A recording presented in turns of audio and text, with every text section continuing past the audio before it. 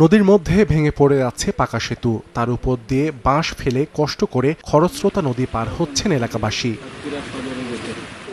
2016-17 অর্থ বছরে সাতক্ষীরার আশাশুনির মরিচচাপ নদীর ওপর 60 ফুট দীর্ঘ পাকড়া সেতু নির্মাণ করে দুর্যোগ ব্যবস্থাপনা ও ত্রাণ মন্ত্রণালয়। সেতু নির্মাণের কয়েক বছর পর প্রশস্ত করে খনন করা হয় নদী। 60 ফুট থেকে 200 ফুট প্রশস্ত করা হলে নদীর মাঝে চলে যায় সেতুটি। অতিরিক্ত পানির চাপ ও দুপাশ থেকে মাটি সরে গেলে 2022 সালের 4 জুলাই ভেঙে যায় সেতুটি। এরপর থেকে সেতুর ওপর বাঁশ ফেলে জোয়ার ভাটার হিসেব করে চলাচল করছেন বাসিন্দারা। প্রায় ঘটছে দুর্ঘটনা। এতে ভোগান্তিতে সাতক্ষীরার আশাশুনি উপজেলার 2 ইউনিয়নের 1 লাখের বেশি বাসিন্দা। চরম দুর্ভোগ, যেটা অবর্ণনীয়, যা বর্ণনা করে শেষ করা যাবে না, এত দুরবস্থা মানুষের। 4-5 কিলো ঘুরে যাইতে হচ্ছে, তাতে আমাদের খরচা অনেক বেশি হয়ে যাচ্ছে। ব্রিজে কখন পানি কমবে সেই সময় যেতে হয় ভিজি। হাঁটুর সময় জল দিয়ে আসতে হচ্ছে, সাইকেলগুলো ঘাড়ে করে নিয়ে আসতে হচ্ছে। প্রতিদিন এই যে ঝুটঝামেলায় আমরা এভাবে পার হবো, জীবনের একটা রিস্ক।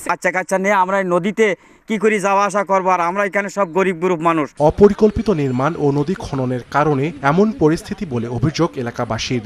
অসংখ্য মানুষ যাওয়া আসা করতো এই ব্রিজ দিয়ে, সেই অঞ্চলের মানুষ আর ব্রিজ পারাপার করতে পারছে না।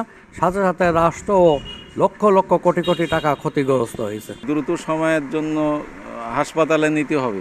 এই ব্রিজগুলো ভেঙে পড়ার কারণে তাদের সময় ক্ষেপণ হয়, পথে জীবনের ঝুঁকি দেখা দেয় যে পথে তারা মারাও যেতে পারে।